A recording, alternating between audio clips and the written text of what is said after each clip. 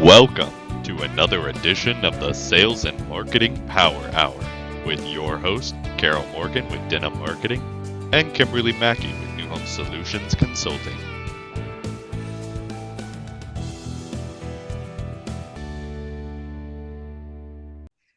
I'm going to go ahead and kick us off and get us started. So even though it's only 2 minutes after, look at us being on time and stuff and adulting. Who are we? Adulting. Well, we won't go that far. We still have 58 minutes to go, so who knows where this could go. And you got me on. So in what has become our tradition now after the last couple of sales and marketing power hours, I asked ChatGPT to give me a quote on today's topic. So Chat says capturing the right lead is, and I of course have something in the way, is like choosing the right seeds. Nurturing them is how we cultivate a thriving garden of sales. So if you're looking to have Chat. That's so flowery. It's very flowery. It's quite colorful, isn't it? It actually is pretty accurate. It is. I was like, I can work with that. That's pretty good. I like it. So today we are going to be talking about all things leads. How do you get them? How do you make sure you're getting the right kind of them? And then, of course, what the heck do you do with them once you got them? So, and that is a very hot topic from a lot of the sales coaching and sales meetings that I've been having this week. Leads have changed, and here in the dog days of summer, we're seeing that once again, guess what? The market's doing something. I mean, because it always is. It's always doing something crazy. So let's get our housekeeping out of the way. Ms. Morgan, you wanna kick us off? Absolutely, Ms. Mackey. So I'm Carol Morgan, founder and president of Denim Marketing, based in Metro Atlanta area, where it's very hot. We specialize in all things content, so public relations, social media, blogging, email marketing, Facebook ads. That's pretty much what we do. I'm sure I'm leaving out public relations. We do a lot of that too. So if you guys need help with any of that, give me a shout. Would love to help. Awesome. And for those of you who don't know, I'm Kimberly Mackey. My company is New Home Solutions Consulting. I am based in Tampa, Florida. Not here a whole lot these days, but I'm based out of Tampa, Florida, working all over the country, of course, with builders and developers. I like to say that my company is who you call when you want sales to be the engine that drives the train rather than running it off the tracks.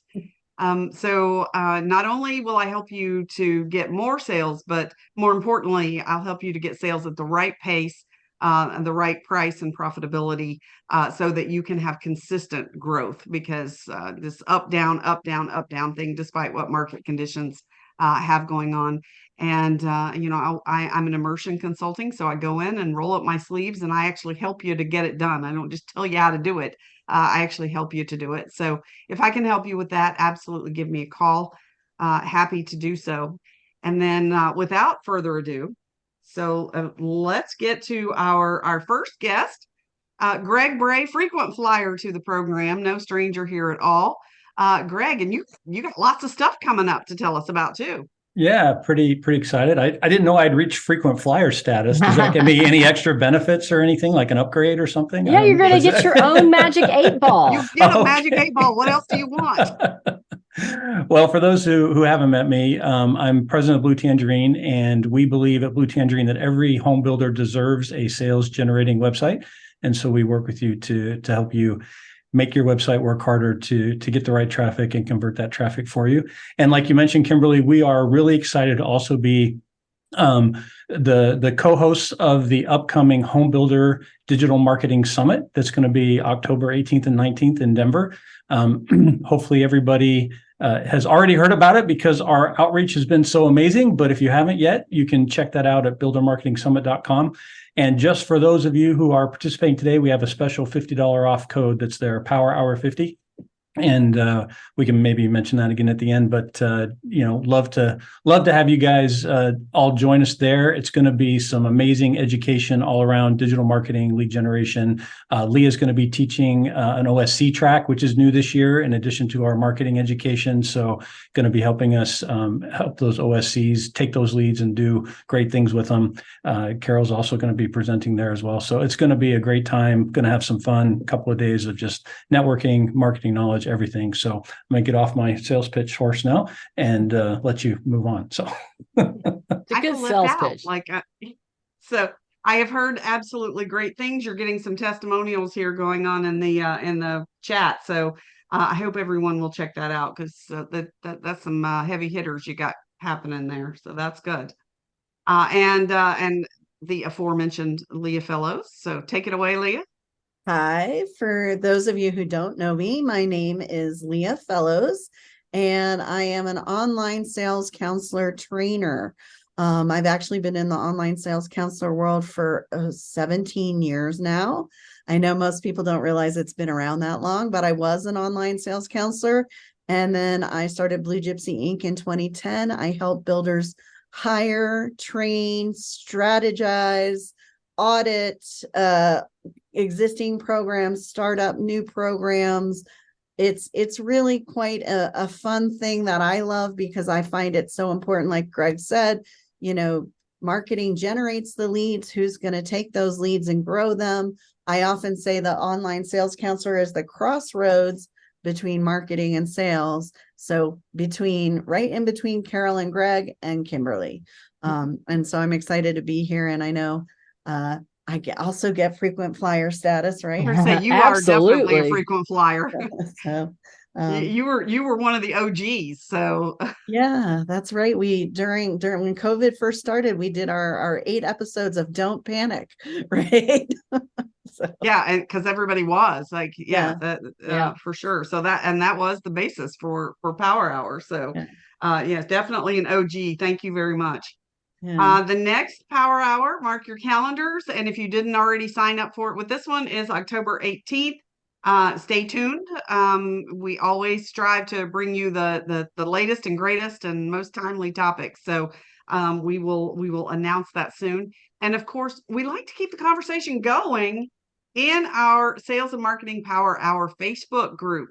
So if you have not yet joined that, it's Sales Marketing Power Hour once you get into Facebook, or the URL's on the bottom here. So make sure that you join us.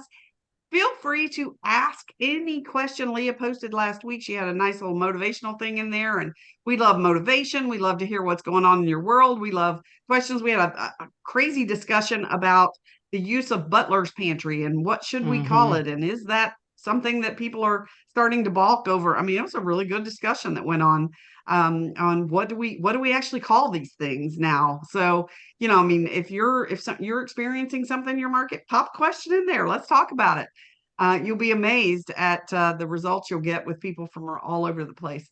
So again, we'll see you back here, same bat channel, right, on October 18th. And with that, I'm going to stop the share. And let's talk about messaging and branding, Carol and Greg. And how important is that? It's pretty important. So I guess we're going to dive in here at the top of the sales funnel and kind of talk about, what it takes to attract the right leads. And I guess starting with, who are you, Greg? How important is it to know who you're targeting? Well, obviously, everybody in marketing knows that you have to know your audience, and you have to be able to be putting your messages in front of the right people that are the kinds of folks that are going to be a good fit for what you're offering. And whether you're offering, that entry level, the move up, maybe you're in 55 plus, is it custom? Is it luxury? Is it starter? All these different types of implications of who is your customer. It's not just everybody looking for a home, right? And of course, you can't begin to even target things like advertising, outreach, keywords, all the different things if you don't have that defined. It's actually a pretty common thing. I talk to builders and I ask them, who is your buyer? And most of them truly can't tell. Well, it's people, right? I mean, I don't know who my buyer is. And if you don't know who your buyer is and where they're coming from, and you really, how can you possibly change your unique selling proposition? So why is somebody even going to buy your home? So how do we even address that? You asking me? Sure, let's start with you. Either one of you, Sorry. because Carol's good at the messaging too. Yeah. Well, gosh, I just kind of froze there for a second. I think it really gets into stepping back and saying, who likes what we've got? Really understanding that kind of, some of it's driven by things like price point, of course, right? I mean, for someone to be able to afford a certain price point, they have to fit into a certain type of demographic. Somebody wants to live in a certain area.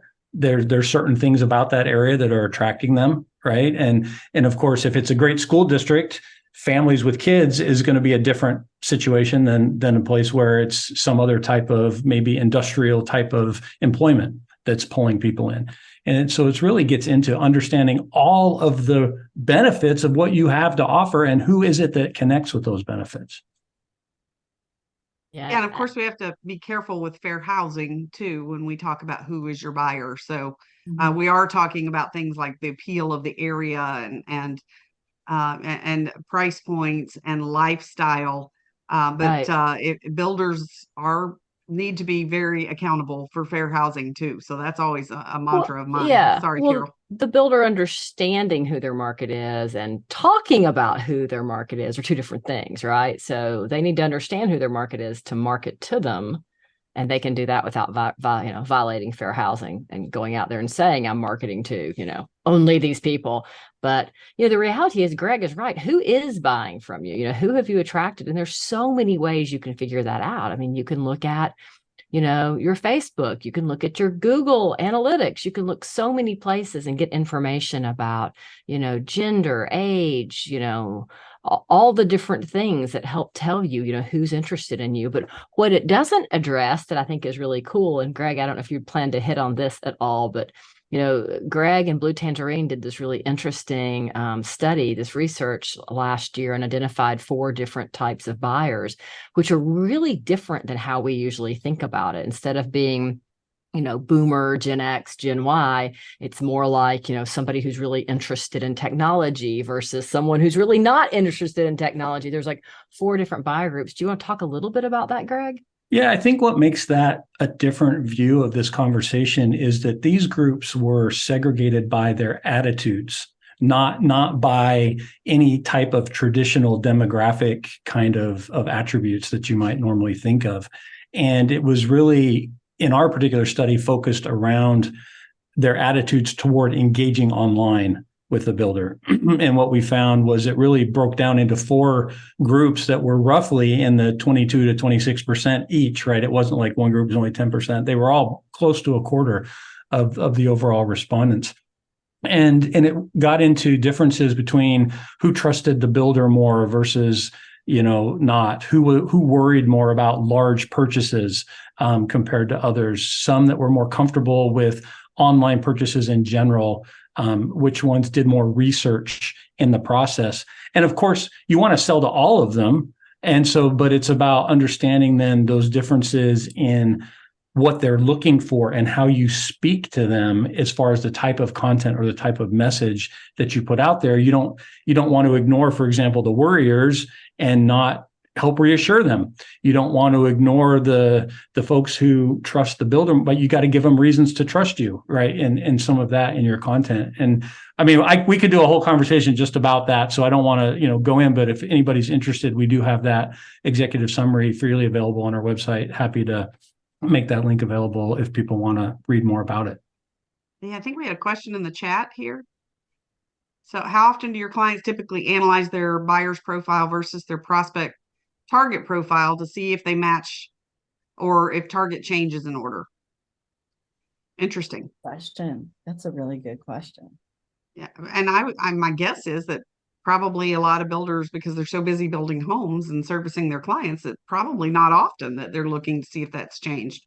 I mean, I kind of think it's not unless there's a problem.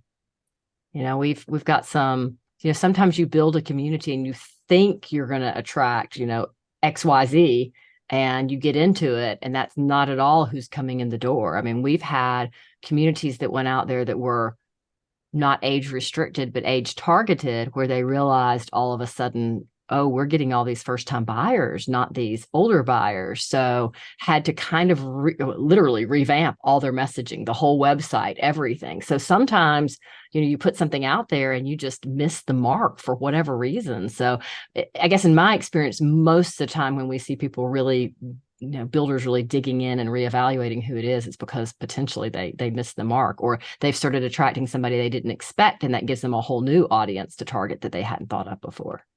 I don't know, Greg. We've had clients who have had that same experience that you were just describing, Carol, where they thought they were going after a particular market. They suddenly discovered buyers from an unexpected, demographic being interested, and had to kind of pivot a little bit and say, well, how do we connect even better? The flip side of that is getting trapped in kind of a self-fulfilling prophecy, right? Where because we're only targeting this and that's all we get, it's like, well, does that mean nobody else is interested? Or is it just that we haven't even tried with a different kind of message to reach out to this other audience? Because if all your imagery shows a certain age range, for example, or whatever, and then, this other, oh, well, that's not for me, when maybe it is, but you just haven't particularly targeted that type of connection with that audience. Yeah, that's so interesting about the age targeted 50 plus community that we were working on. Their whole website showed older people on it. Yet 50 is not old. I know. I just need to go on record. I agree. It's not old. 50 is not old, but they were showing, mature people as opposed to first time buyers. So it was just kind of interesting because, and I would even say that the people that they had on their website, and all these stock photo houses need to do a better job, because the people they're showing that are 50 or more look to me like they're 70. So they had really old looking people. Sorry, 70 is probably not old either, so I apologize for that. But older, mature people on the site, and they were attracting, these kids. So yeah, it was just a miss. Yeah, I think when you go into a project, and I've been fortunate to be on the land side and to pro forma things. I mean, one of the questions that I think we have to ask ourselves is who are we trying to attract, and who will we likely attract, and really think about casting the widest net, particularly if it is not an age restricted, because there is a difference in age restricted and age targeted. So, and there's a difference, of course, fair housing wise, but I started out selling townhomes in a neo-traditional community, and the thought process was that it was mostly going to be, because of the walkability and the chicness, it was going to be more dinks, double income, no kids, right? Or perhaps a single parent or divorcee. That was going to, and what we found is no, in fact, I mean, we attracted those people, but we also attracted young families, and that because of that lifestyle component and the parks and that they liked that togetherness. So we didn't cast, like you said, we just didn't cast a broad enough net. And had we asked that question and really done a bit more homework to look at, okay, who's buying in neo-traditional communities elsewhere, not just in our market, but elsewhere. And they were brand new at the time, because I'm old and I've been at this a while. So, but there were others ahead of it. So, I think the questions weren't asked properly to begin with. And sometimes we think, well, let's just do the research in our own backyard. And really, it can be broader and more global than that, is probably the point. Well, and also, if I can just interject for a second, an online sales counselor is really good when they're communicating with marketing to allow marketing to understand better who they're actually getting. So they're going to get calls and emails from different targeted demographics, and it's important for marketing to listen to OSCs and hear what they have to say, so that they can retarget and they can change things up, and they can maybe create some A/B testing to get more of that, if that's what's going to be beneficial. And if they won't listen, they should at least track it in their demographics with their CRM, so then the data is right in front of them. We love data. Yes, we love data. Data is good, right? Yeah. So the messaging that we're sending out there, like, Greg and Carol, maybe just give us some examples of what kind of messaging we might say to highlight the benefits of, I mean, let's say it's the townhome community or the age targeted that you were talking about, Carol, pick one. But how would we support that with our messaging through our social and websites? And Well, I think part of it depends. I mean, age targeted, I think in some ways, and golly, once you get into low maintenance, whether it's age targeted or age restricted, you're starting to target, a certain group, because there's a group of people out there who want a lifestyle that's a lock and leave lifestyle. They don't want to have to worry about the yard care. They don't want to worry about painting the house. They don't want to worry about any of that stuff. So I think that's also part of the reason we see, build to rent on the rise, because they can rent a new home and not worry about any of that, plus nothing else that comes along with owning a new home, in the future, or owning a resale home and having things break. So I think that's kind of one of the most fun groups to target, because you can really talk about having your weekends free and not worrying about mowing, not worrying about snow removal if you're up north, not worrying about, painting the house or any of it. So to me, that whole low maintenance lock and leave lifestyle is a great example of how you use, the words to tell the story of that demographic and that lifestyle. Yeah, the pictures, right. I love the lifestyle messaging, and so many builders have gone that direction because it works with the emotional connection, in a different way. But I also feel like sometimes we go so far that direction that we also forget that in the buyer's mind, there's a couple of boxes they have to check first before they're even there. And when we did our research, we asked what was one of the most important thing you're trying to learn from a builder's website, and it was location, right? Location was at the top of that list. Now, and we're all like, well, duh, they need to know where the home is. It's really obvious, but yet when you start to look at a lot of the messaging and websites and things, it's not necessarily obvious where you're building. You're missing the maps, you're missing some of those keywords that describe the areas that you service. And it doesn't matter how great the lifestyle is. If I need to be in Atlanta and you're in Dallas, I can't have it, right? And I need to know that, and I need to be able to connect and understand. And I'm not saying every ad needs to have the location in it. That's not what I'm saying, right? But as we talk about a larger messaging strategy, it needs to be clear where you're located and what you're trying to do as part of all of that. You make a great I don't know. I point. think it does need to be in there. I think truly think you got to put that in there, because I get stuff from all over the country and I'm like, where is this? Like, I don't even know what state it's in, much less. Right. So yes. And we forget that. We're like, well, everybody knows off of Buckhead, and no, unless you're in Atlanta, you don't know where Buckhead is. Like, that's. I mean, how many builder websites do you go to that you're like, click, click, click, click, click? You keep clicking. You're like, where the heck are they? What state are they in? What city are they? It happens to me all the time. I end up on a site and I can't even figure out. So yeah, it needs to be obvious, because you're absolutely right. People are looking for location first, because the reason they're moving is probably the kids' school or work, or to be closer to, the grandparents, or whatever that reason is. So location's huge. Maps. Maps. Yeah, I'm with Leah. Maps. Give me a map with where all the communities are related, so they can see, okay, they want Atlanta. Here's all the communities around the metro area. And then they can start their research, and they can also pull up by price, by name, all of that, and see it all in one place, because buyers want pricing, and they want area, and they want availability. Those are the three things. And I think too, when you consider location, the other related mistake that I see a lot is using the local terms for where you're at that the out of state, out of area person doesn't know. Florida, for example, used to be in Florida, and they have all these Palm Coast, Treasure Coast, Space Coast, all these little nicknames for various areas that nobody who doesn't live there knows what that means and where that is. And so if you are, you'll see things like we're the capital area's best builder or whatever, it's like, well, capital of what, right? It's like, I don't know, or we're the Tri-Cities area, where, we have all these little phrases. I'm not saying you don't have them, because your local people know what that means, but you still have to have those descriptors of location that means something to the people who are just looking at a map and don't necessarily know some of those phrases. Sandy's asking us, he's got an urban program. It looks like an infill in an urban area. But he's specifically asking about urban minority marketing programs. So I don't know if you want to define minority there, but I would say your marketing needs to be to urban buyers and the benefits of urban living. But that word minority starts to make me a little jittery that we're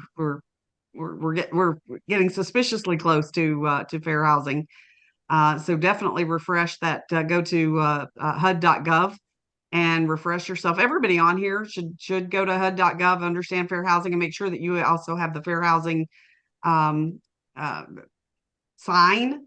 It has to be prominently displayed where a reasonable person would see it in every one of your sales centers. You don't have to have it in all of your inventory homes, but you do need it in any sales center that you have. It should be there. But it's that urban lifestyle, that convenience of being close to things. Sandy is where I would go. Greg, Carol, you may have more to add to that. I would say that, yeah, it's all about understanding what that buyer wants, right? And then messaging toward what that buyer wants. If you think that's a buyer that's going to connect with the product that you have available, what is it about the features, like you were saying, location, proximity, other types of feature, price point, all those things that matter to them. That's how you attract the right person, is by making sure that that messaging includes all of that. Yeah, and and it's not just the feature, it's the what's the benefit of it? Yeah. Well, and it sounds like it's a pretty transitional area. So, one of the benefits is getting in on the ground floor, getting in while the prices are still low. That's something we've seen a ton of in Atlanta, as we've kind of got a rails to trails belt line going in. It's called the Atlanta Belt Line, and it's everywhere it's gone, it's just absolutely caused home prices to skyrocket. And a lot of these areas weren't particularly nice areas before. And now we've got all this gentrification, and people who've lived there and their families have been there for, decades and decades and decades, can't really afford to live there anymore. And the prices have skyrocketed. So, there's precedent for that. If it's a really transitional area, depending on why it's transitional, people may want to get in now before they can't afford it. So that's kind of a message too. But, I kind of think it depends on, again, what minority are you targeting, because that's going to vary. You're going to attract an Asian market different than you're going to attract, an African-American market different than, in fact, I think we've got so many single women buying houses now. We've got, women as a minority buyer. So those are all very different markets. So. Yeah, absolutely. Yeah. Understanding those benefits is key. Yeah. I want to hit on some of the tools we can use. Absolutely. So social media, blogs, that sort of thing. Carol, that's your bailiwick. How can we support our efforts through using those tools? Well, I mean, there's so many different ways to use social media, but when it becomes messaging, one of the things that we've done a lot of the last couple of years is kind of social media branding campaigns. So again, the low maintenance words are a great way to describe it. So, doing a series of different, photo heavy images, photos, real photography of, the buyer's, home, or the builder's home. So photography showing the great amenities, showing the beautiful front yard that you don't have to ever mow, showing all the different reasons that you're going to want that low maintenance home, the great design, all those things. So figuring out what those 5 or 10 words are that you really want to hone in on and share that messaging with your buyers, and then build out kind of a slide deck of really strong graphics that you can use, and you can use them in your organic post, and then you can also build advertising campaigns off of them. That's worked really well. I know we've got Kimberly Garwood out of Atlanta here on the call, and they do a great job with, messaging on Facebook as it relates to Facebook advertising and really driving traffic to a landing page. And I'm sure that's something Greg can talk more about as well. But, the name of the game is really these landing pages that once somebody clicks from your social, whether it's organic or whether it's paid, or whether it's your Google, pay-per-click campaign, that you're landing them somewhere that makes sense, that you can convert them more quickly and get that lead versus just getting a click on your website. Just to piggyback on that, I think your consistency between messaging is really the heart of it, right? If you've got an ad or a post about a particular topic or incentive or whatever, and then you just send them to your homepage that has no information about that whatsoever, there's a disconnect. As I'm reading as a visitor, it's like, oh, I have to kind of start over mentally, right? And that's harder for me. But if you continue the story, so to speak, as I'm moving on that click, and it's the same thing with the next piece, that pulls me through. And we need to tell them what we want them to do next, right? We want you to fill out this form. We want you to request information. We want you to call. We want you to visit. What is it that we want them to do? What is the goal? And we need to have all of that very lined up in a nice, connected way, rather than just sending them to your homepage and they don't quite know what to do next. Yeah, of course, I would also argue that sending them to your homepage is better than sending them nowhere at all. I cannot tell you how many social media posts that I say, look at our brand new blah blah blah blah blah hashtag no link, call to action, no link, forget the hashtags, nothing. Forget the hashtags. It's just shocking to me that, and I could probably open, 10 builders' social sites right now, and half of them would have no call to action on any of their posts. So I guess that's the biggest thing is, once you create this campaign, hey, y'all, call to action, tell them what to do. Just like, Leah and Greg said, call me, email me, fire a, I don't know, fireworks, flare gun, yes, fire something, the air. Do something. Don't just, yeah, because a lot of times even I'll see something, oh, I'm interested in that. Well, but where do I find it? Oh, wait, now I've got to go back to your profile and I've got to click, and I'm not going to, so not many going through your websites website. are missing the calls to action too. It's not just the Yeah. social media. So many websites don't have enough calls to action to contact someone, to reach out, to call, to ask a question, to chat, to anything. Yeah. Or even to find a floor plan. Like I got to go 18 clicks deep to find a floor plan. You don't care about the floor plan, you care about the location. We just talked about that. Well, after I've decided the location works, then I want to know, Floor do plan. they build what I want? Like we have to Yes. start thinking like a buyer, and Exactly. so many times I think we don't do that. Right. Well, Yeah, Greg, let's talk a little about websites? SEO and SEM, and then the use. I'm such a fan of retargeting. Oh, Greg, yeah. can you explain retargeting in layman's terms to people so they get it?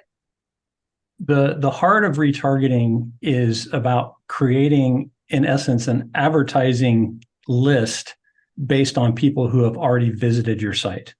So the heart of it is that we're tracking, because everybody's tracking everything. So just embrace it, right? You're being tracked. And when someone comes to your site, now you get them, quote unquote, I like to call it on the list, right? Where now, as you do future campaigns, whether that is search campaigns, display ads, or other types of things, that you are able to send that ad knowing that the people on this list have already visited your site. Therefore, it should not be the same ad that you're sending to people that are just more generic and haven't yet, right? Because they've been on your site, you can message them differently now. It can be that reminder, it can be that invitation back, it can be something that's done differently, or maybe it's about just changing your budget as well, because these are people that have already talked to you, so you're going to spend more to get in front of them, and so you adjust your campaign budgets accordingly. If you're like within a Google account or something like that, knowing that they've already seen. Sometimes it's like, oh, we just do retargeting, but we never strategize differently. How do we talk to these people differently? Because let's be honest, people take more than one visit to a website to buy a house. Okay. Oh, it just, and frankly, they'll take weeks of research, and they may have looked at you a month ago. They've looked at 3 or 4 other builders since, And wow, how powerful it is to get your message, your reminder back in front of them. And they go, oh yeah, we hadn't looked at XYZ builders in a while. What was theirs again? And I need to go back and look at it. So retargeting is a critical tactic to have on your plan for sure. Was that good enough, Kimberly, or did I get too detailed? Yeah, well, I mean, and I think too, like all of us have run a search or we've gone on a website, or in some cases, and I don't know how this part works, but sometimes I just start thinking about something and I haven't verbalized it. And next thing I know, it's ads popping up left and right on my That's phone for that hilarious. item. And I'm like, okay, that's really scary. If they It's because planted you said in my head- something to Alexa or Siri or somebody, right? You I said said something. something somewhere without even realizing I said it, that I was interested, and now all of a sudden that's what I'm bombarded with. So I see lots of things about donkey because Carol has a donkey, and because she likes to talk about my donkey a lot. Yeah, so Google thinks that I'm obsessed with donkeys, and there may be some truth to that. She is. But So I am a I mean, fool. to me, it's that simple. It's that spooky and that simple at the same time. Yeah. Geofencing Oh, it's so cool. is so cool, but that's when we take it a step further and so we get people who are interested in our competitors or other locations. Greg, Well, take it away. I will watch this if I go much further. Yeah, no, but there's a real connection in the idea that it's still a technique to create a list that you're targeting with your messaging, right? It's just a different way to create that list. And the way geofencing creates the list is based on where people have physically located, or at least where their phone has been, right? And usually their phone was with them when it went there.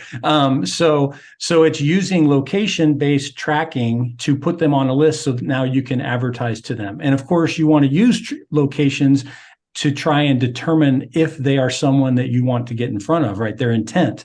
So location isn't just everybody who went to Walmart we want to send an ad to. That's not a good use of this technology, right? Right. But everyone who has visited a new home sales center, right? Especially your competitor's new home sales That's center, just down the street from yours. Yeah, that is someone who is probably reasonably shopping for a home. Now, maybe it was the mailman who was delivering the mail, right? And they just happened to be there. Okay. But most of these folks going there are shopping for a home, and why not get your ad in front of those folks? And you can expand from there. If you are a first-time buyer, maybe you want to target some rental properties that have the type of folks that might be candidates for your home, where those rents match the payments they would be making to be in one of your homes. And then you run a why rent when you can buy type of a campaign.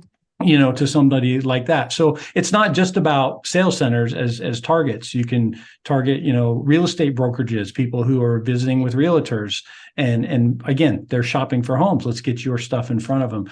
But at its heart, geofencing is using their location to get them on the list so you can show them your messaging and your advertising. Yeah. So cool. The So coolest cool. example I have is we had a client, they're like, well, we want to attract people who fly out of Hartsfield every week, because we're so close to the airport. We want to attract them. Well, Delta Sky Magazine went away, during the pandemic. And so it's like fewer and fewer things. And I'm like, well, but if you're going to Hartsfield, you have to get there, right? So geofence the park and flies, geofence the parking lot at the airport, because their phone is going to drive into one of those places, right? Geofencing the whole airport doesn't work, but geofencing the parking lot does. Right. That's And you a good might get one. a few out of town people, but that's a great example. Or if you're trying to reach doctors or medical professionals, or let's just say you're got a new entry-level community that's got a whole lot of factories or warehouses near it. Same thing, geofence the parking lot or the building, and you're going to get all those people. So I laugh. Our local, one of our museums has geofenced. I don't even know where. It must be downtown Cartersville. And I'm already a member, so I think it's odd that they're remarketing to me. But every time I drive into their geofence, it reminds me that I'm a member, and my membership card flashes up on my phone. Kid you not. So I just want you to use your membership and to have value in your membership. Exactly. So you yeah, it's just interesting. So yeah, there's maybe our lots of HBAs can learn from that. well, there's yeah. So there's one more thing, and then we're going to move on to what you do when you have the lead. And I know we're pushing time here, but I think we have to talk about this new technology with the cookies. And I'm calling them ghost leads because these people haven't identified themselves to you yet, but we know they're on your website because I don't know if you guys have noticed, but whenever you go to a website, it tells you that there are cookies and that website uses cookies and trackers, and you can either click to accept, you can modify your options and do your settings, or you can click X and to X out of it. Most of us probably just X out. Guess what? That means you're automatically opting in.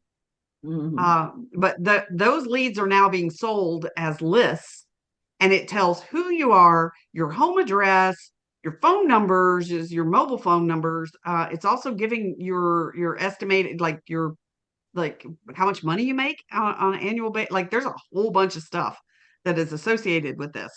It's very scary, but I know we talked about this pre-show. So what do we do with those leads if you're buying into that service that provides that? Greg, what's your opinion on this one? I have some real privacy concerns about how this is working, and how long it might last.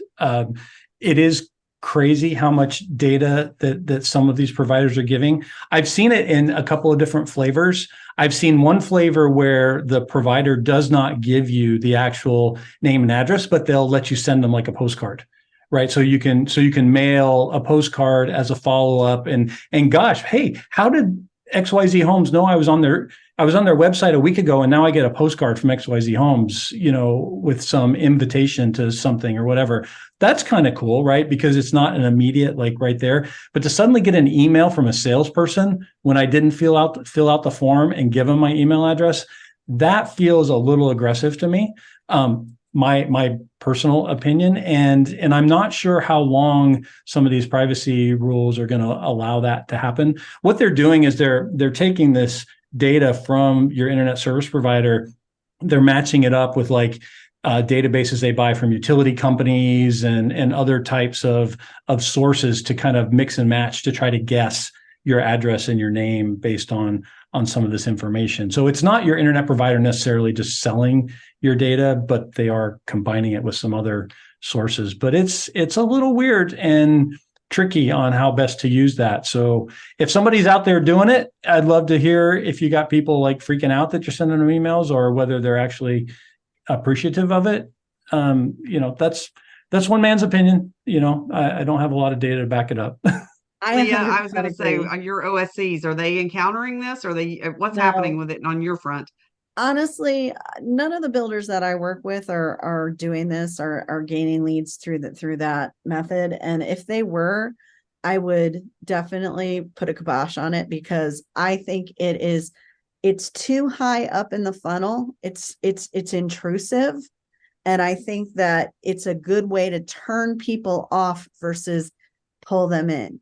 You've got to have better calls to action on your website for them to actually give you that information. You've got to have better engagement with them. The whole idea, and we all were there for Anya Chrysanthem's presentation at SEBC and talking about trust and AI. She talked a lot about how so much is going in the direction of AI, and that it's going to cause a loss of trust where the buyer doesn't really trust the people that are using these technologies. And I think that is one that's going to kill trust. And when you're trying to build rapport and trust, I think you need to do it through a more methodical way of getting them to ask you for information, getting them to reach out, not going after them like that. It would bother me. I don't know. I like the idea of the postcard and the real high level, maybe retargeting so that they're seeing ads.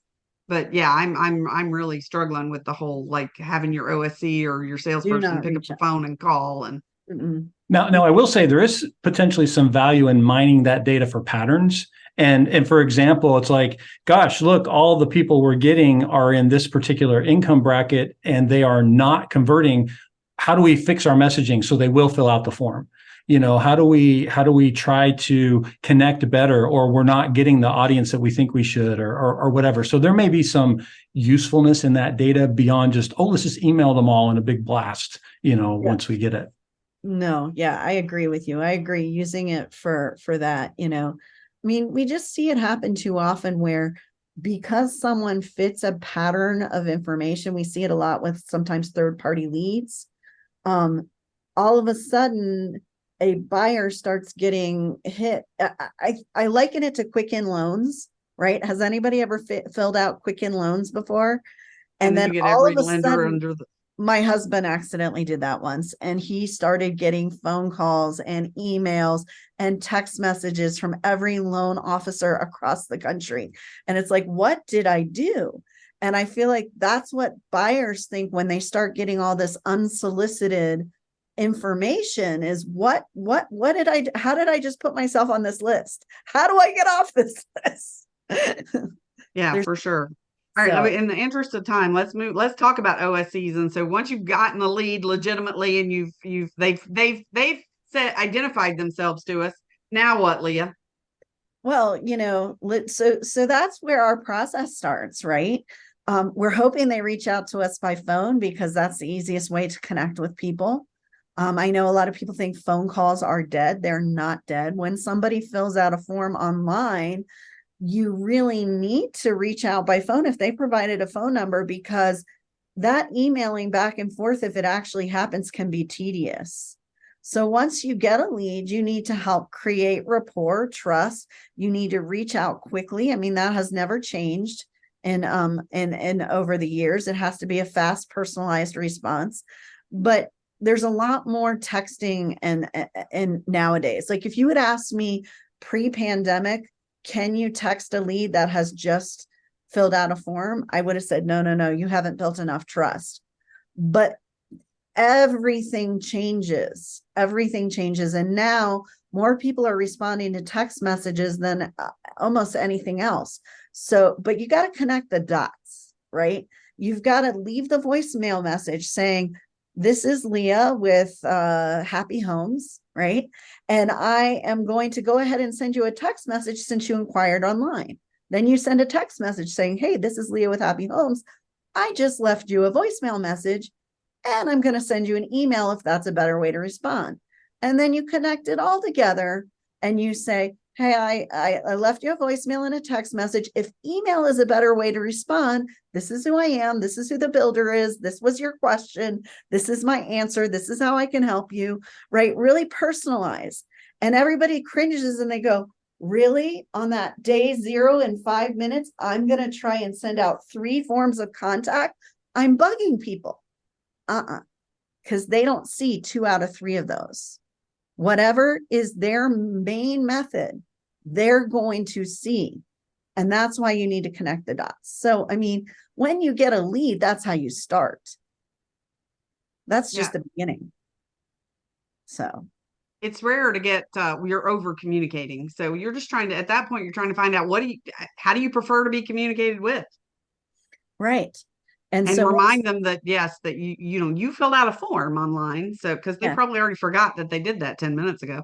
Right. Especially if they're shopping for multiple builders, So talk a little bit also, because I get this question a lot, how long should the OSC nurture that lead?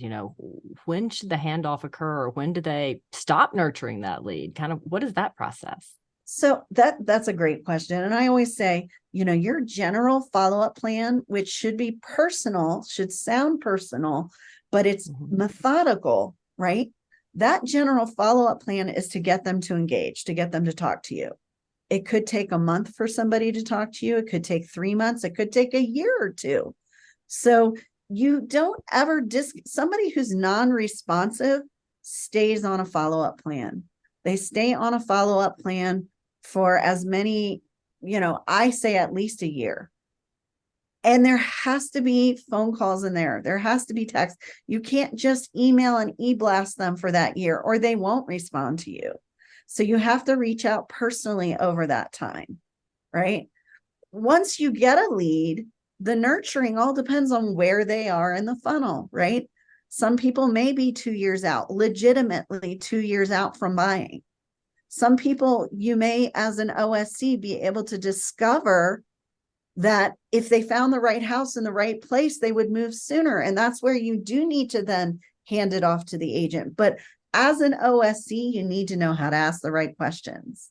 You need to know how to qualify that buyer. You need to understand their wants, needs, and desires and what their why is. And once you can dig into all that, then you can position that lead and hand it off to a sales agent. But you can't just rote, repeat, do it. And some take longer than others to nurture. I've heard some builders that say, oh, if the OSC can't get a hold of them in XYZ timeframe, send them to the site. Why would you do that? That's what an OSC is actually there to do, is long-term or short-term nurturing. They're there to pull the golden nuggets out and send them to the site. You don't want to send all of the dirt that's in that pan that you're sifting for gold. Why would you send that to the site agents? They don't want to deal with it. So they can't deal with it. I mean, I can tell you that right now. They're just too busy, and it will fall through the cracks. They cannot. Your on-site agents, that's not their job. yes, And we think it is, but truly it is the OSC's job. That's why we have one. Right. And so the OSC does not create a handoff until it's a strong lead that we know about them. We know something about them that makes them worthwhile for the agents to spend their time with and to prioritize above walk-in. Right? You don't want walk-in traffic, that you don't want someone that seems like a walk-in lead that you know nothing about coming as an OSC appointment.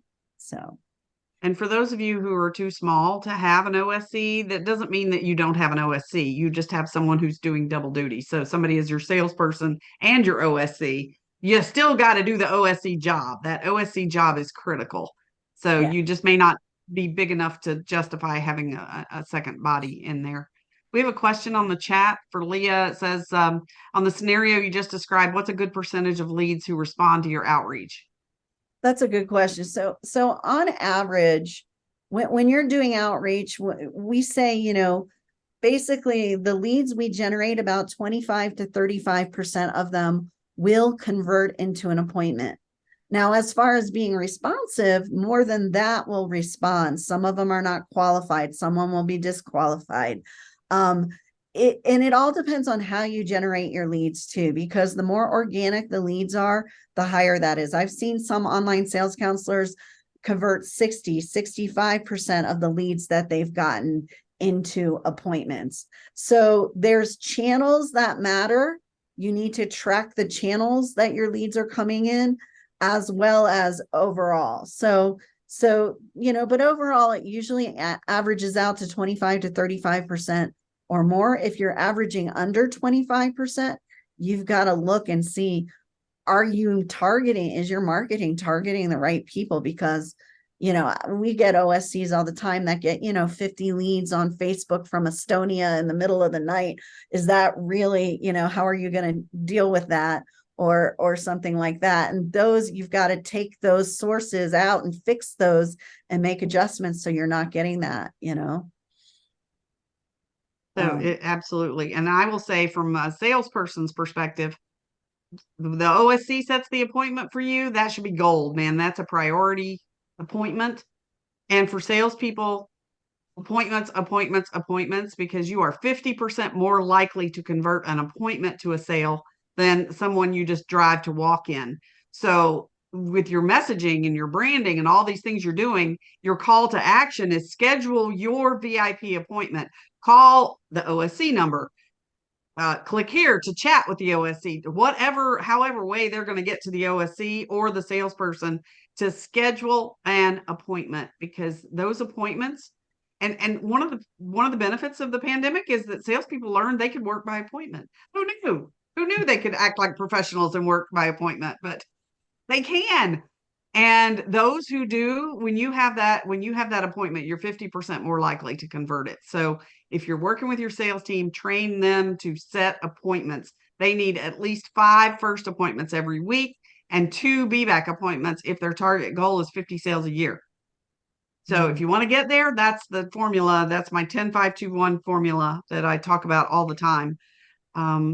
The other thing is, by scheduling an appointment, and we should either be closing that sale at that appointment. If we can't close it on that first or second appointment, the close for the appointment, the next appointment. What's the next step in the process? And this is a whole targeting that message too, to your buyers and setting those expectations.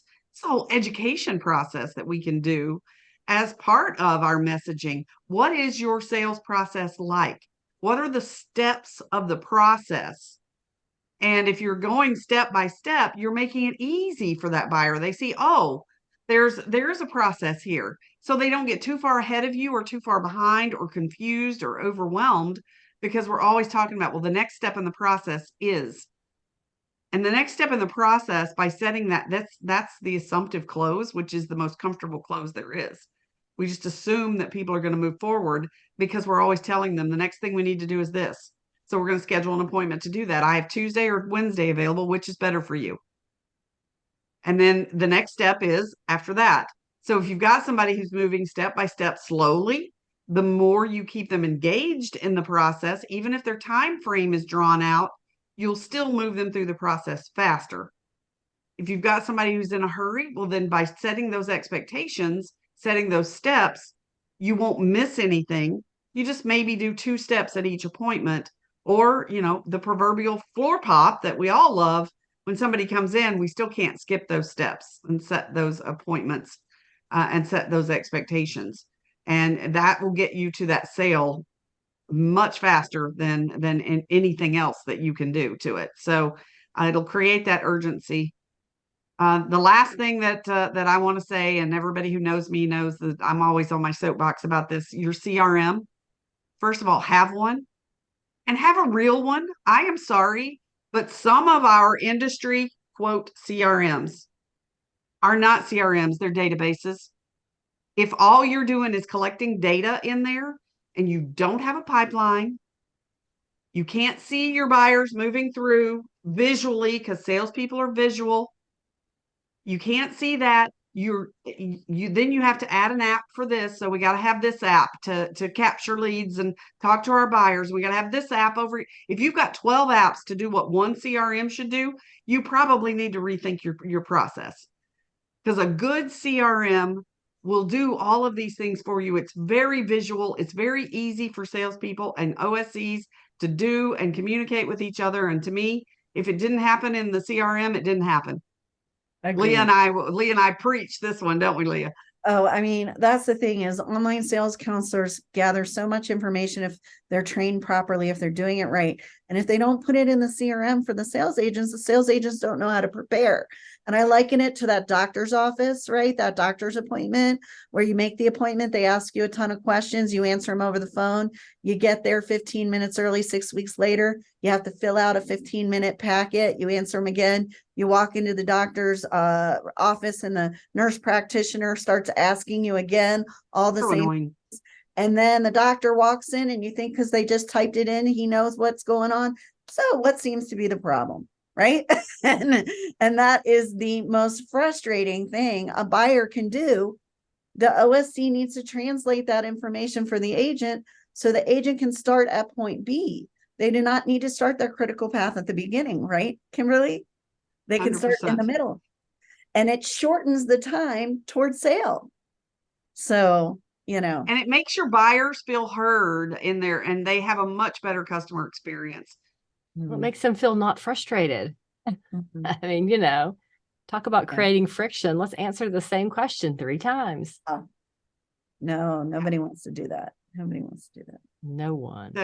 So to close us out today, we've covered, man, we went from big into the funnel to like super fast. So obviously this is high level. If any of us can help you dive into and dial into any of that, it is a little more complicated than what we discussed, but we're here for you.